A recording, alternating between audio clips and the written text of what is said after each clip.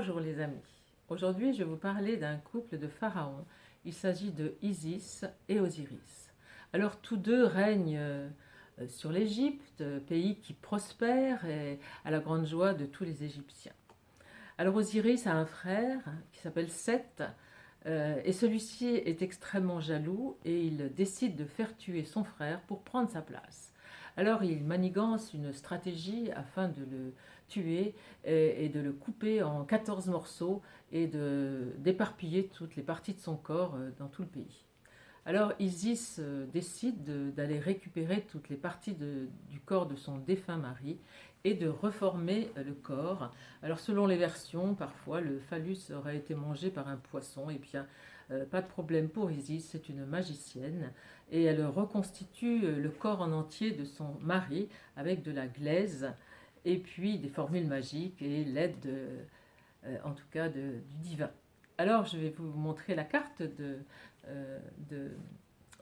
la carte qui représente le couple Isis et Osiris. Et donc on voit une déesse, une magicienne, une pharaone qui est devant un cercueil avec les différentes parties du corps.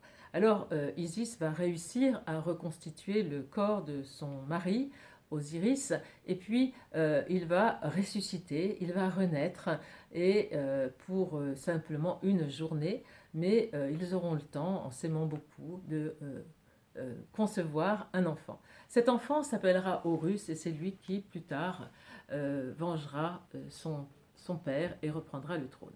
Alors si vous avez donc cette carte, si vous tirez cette carte nous parle d'unité. Vous voyez, le cercueil et a pris la forme du chiffre 1. Nous avons chacun entre nous ce désir d'unité. Alors mesdames, si vous tirez cette carte, eh bien, elle vous invite à réveiller cette magicienne, cette pharaone, Isis, qui réveille, qui sommeille en chacune d'entre nous. Alors, pour l'éveiller, bien sûr, il faut réveiller son cœur, comprendre que nous sommes de nature divine et que notre rôle en tant que femme est d'éveiller, d'élever l'homme. Pourquoi? Parce que chaque femme a une possibilité beaucoup plus grande que l'homme de se connecter aux parties subtiles, à la spiritualité, au message du divin. La femme est donc a cette capacité beaucoup plus grande d'aimer.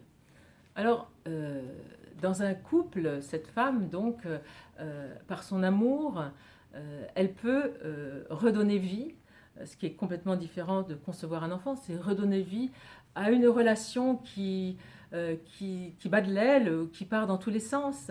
Elle est capable d'unifier cette relation, ou face à une situation où tout s'éparpille, tout part dans tous les sens, eh bien, cette femme éveillée, à la conscience, au cœur, à l'amour inconditionnel, eh bien, elle pourra remettre les choses dans le bon ordre.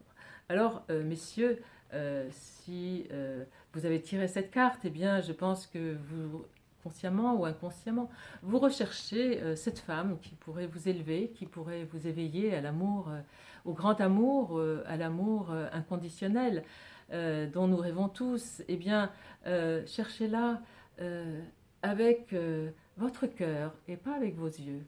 Voilà, en tout cas, toutes ces femmes éveillées, ces femmes conscientes, ce sont des femmes très humbles, très courageuses. Ce sont des femmes qui vont permettre le monde nouveau. Merci à vous de m'avoir écouté.